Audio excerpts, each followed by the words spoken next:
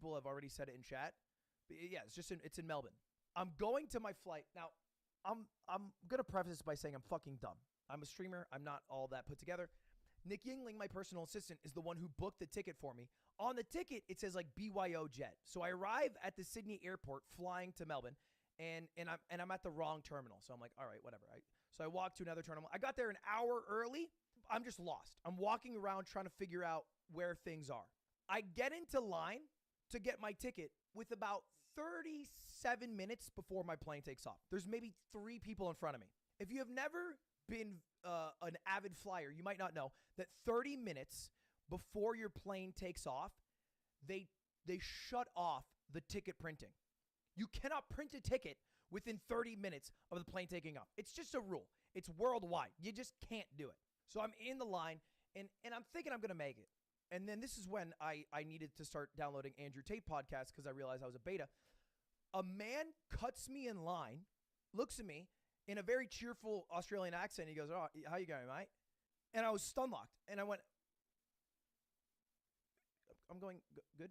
And I just let it happen. Because I didn't know if he was there earlier. He made it seem like it was supposed to happen. Because there was people behind me too. And none of them said it. There was like 4 people behind me, 2 people in front, and he cuts in. And I'm like, wow, he made it seem like that's supposed to happen. I don't know. I got top G'd in that moment. I let it happen. And I was like, well, I hope this doesn't fuck me over. Spoiler alert, it fucks me over. I finally get through the line. And when I go up to the lady, there are 29 minutes left until my flight is going to take off. I catch this lady too. She helped the guy right before me, the guy who cut me, and she's about to walk away, and I go, excuse me. And she's like, oh, sorry, hon, just about to take off. Is it something quick?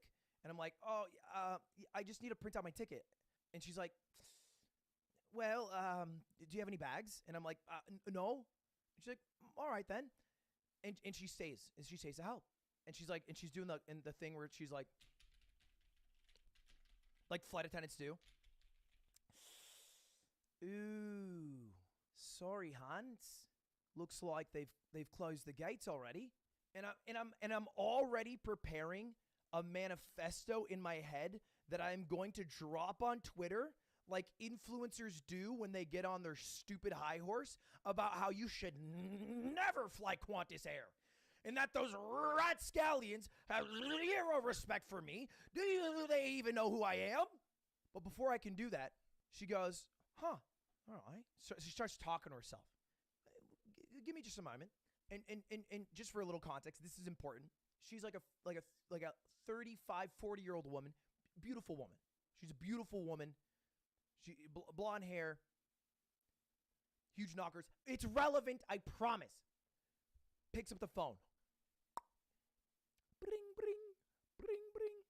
And then as it's ringing, she goes, I think I know the person working there. Phone conversation starts. And I know things are going well because she starts like this. Oh, is that Ricky? Well, how you doing? And starts schmoozing a little. She's like, I'm so glad it was you. Yeah, one of my favorite here. Haven't seen you yet today. What's that all about? And I'm sitting here, and part of me is like, this is taking up a lot of time. You are flirting, and my plane leaves in 26 minutes and 20 seconds. And the other part of me is like, this is my only option. She keeps going. She's like, oh, well, yeah, I'm off at 9. No, I could be down for drinks tonight. And in the middle of this flirtation, she cuts him off real quick. She goes, sorry, Ricky, it's just got a fella here. He's just trying to go home for the holidays. Is it possible to just get one ticket printed out? And I hear through the phone, the only thing I hear Ricky say the whole time, he goes, yeah, it's all right. And immediately she's like, I'm going to give you she says this, I promise she says this. She goes, I'm going to give you the biggest hug when I see you later. And I'm like, God damn, Joanne the goat. I am literally soy jacking when I hear this. And I think she sees my soy jack. She wants to double down and prove she's the goat. So she goes, well, that security line looks awful long. Let me sneak you on through. Walks me through to the front of the security line. The plane is supposed to close 15 minutes before. There are maybe 21 minutes left before it takes off. I skip to the front. I just go through security, very lax compared to lax, get through, and I get on the plane. I try not to talk to Ricky before I get on because I don't want to unravel the lie that I'm actually an American who didn't really need to make this flight, but because I wasn't going home, but I just needed to do a podcast with Cold Ones people. Anyway, shout out Joanne, Qantas, goated airline. Hop on the plane, and then as I land, my data comes back because I didn't buy internet on the plane. I was just reading a book. When I land, my data comes back, and my phone blows up, and I have like 15 texts from Max Mofo. 15. He's like in a panic. He's like, "Where are you? What's going on? Are you okay? Ludwig, are you alive?" And I'm like, "Yeah, I'm fine. I'm fine." And he's like, "Oh, thank God," because I was about to tweet this out. In the time that I had been flying from Sydney to Melbourne, he had printed out a 2-foot by 3-foot poster that says, "Lost streamer.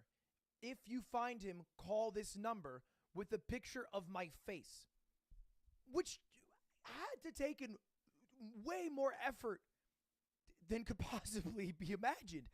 It was, you had to go to a printing place for this. And I take my Uber there.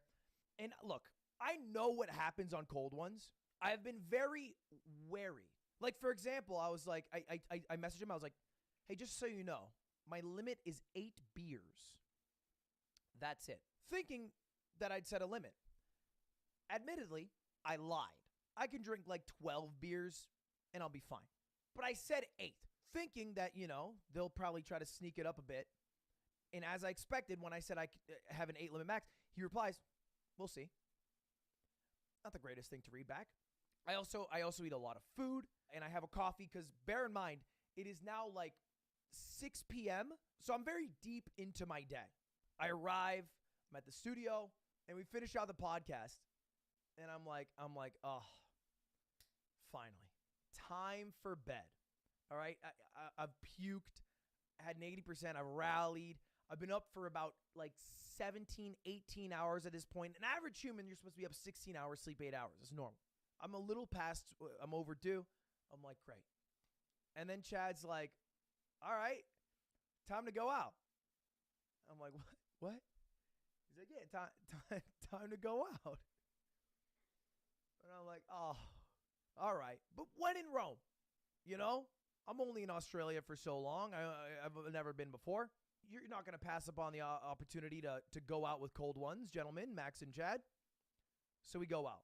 Chad, now I was a little nervous at first to meet Chad because I didn't really, in my mind, he was a drinking juggernaut, the likes of which the world had never seen. And he is that.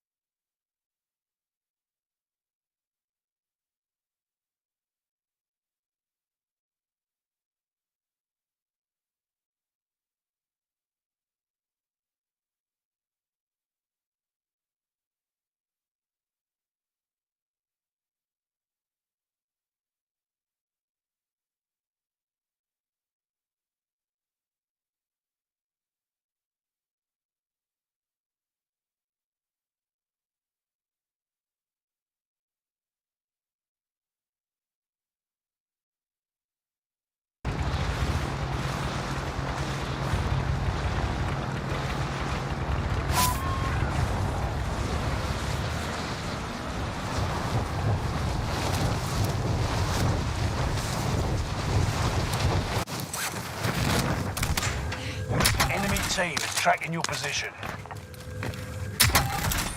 Hunt the enemy before they hunt you.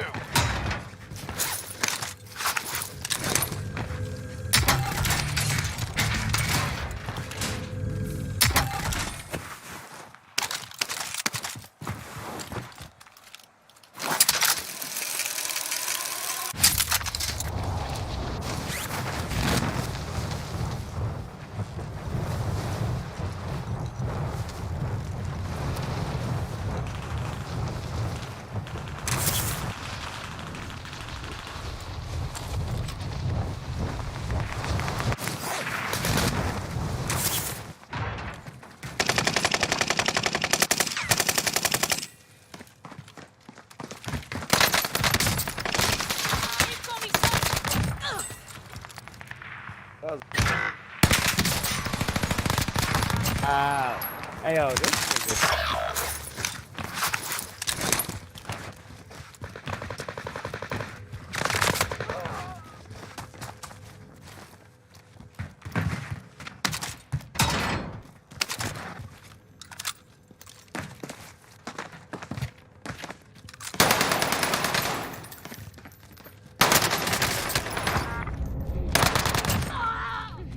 Enemy soldier nearby.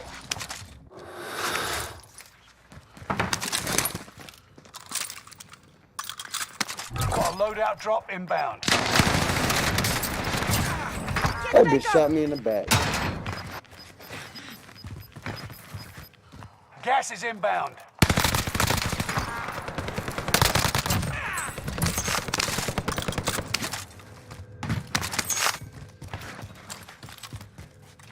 Enemy UAV active. Allied precision airstrike incoming. Be aware.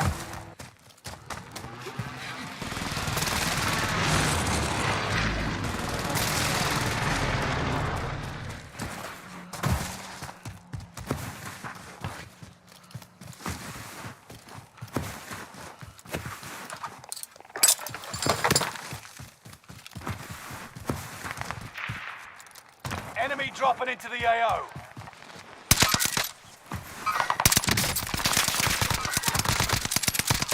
Damn, bro. This boy.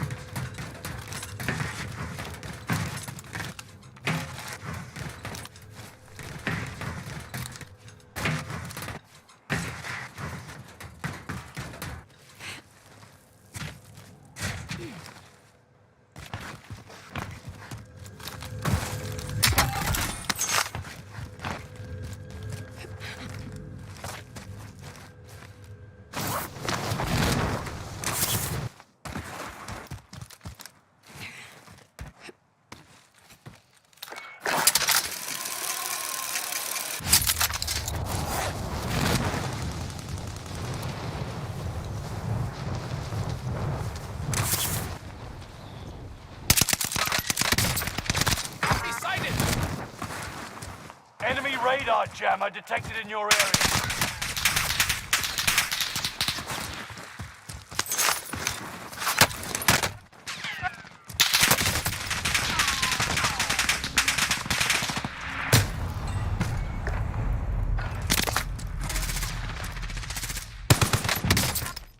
You're in the gulag now. Survive to earn redeployment.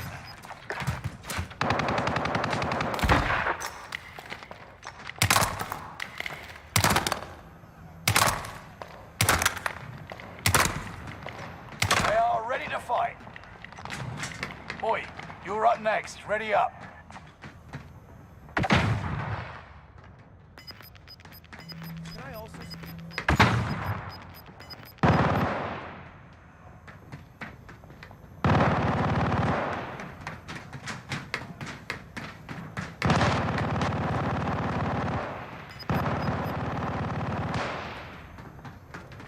Win here and you return to the battlefield. Lose and your fight is over. time, soldier. Break 'em.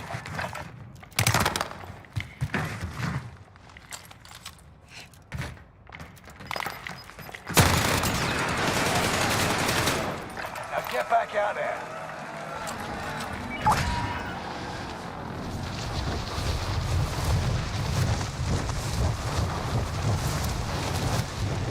Bounty target is up. Take him down.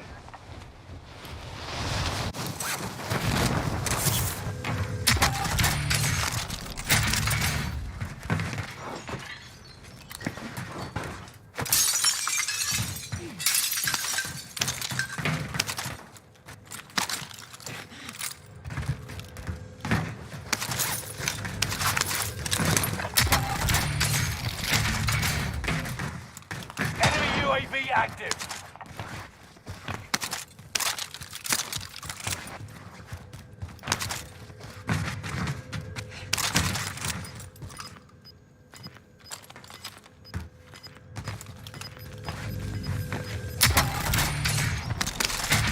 Bounty target is down. Marvelous. Gas is moving in. New safe zone highlighted.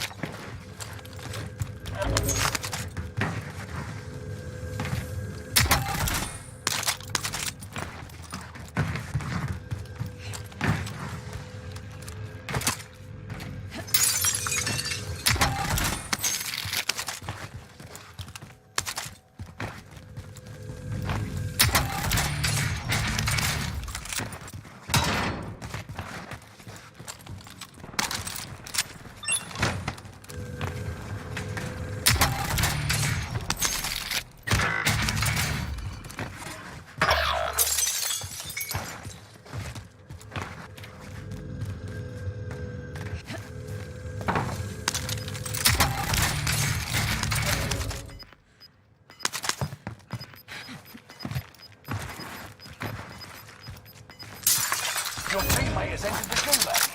Surviving earns them redeployment. You're losing ground. Move it.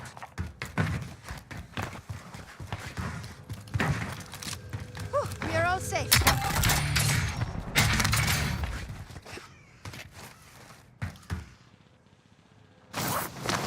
Teammate has been cleared for redeployment. Enemy UAV active. Got a loadout drop inbound.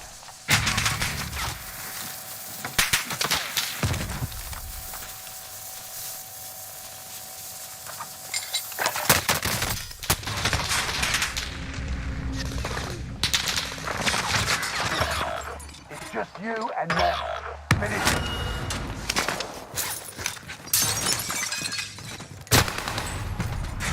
They hit us hard that time, but we'll settle the score.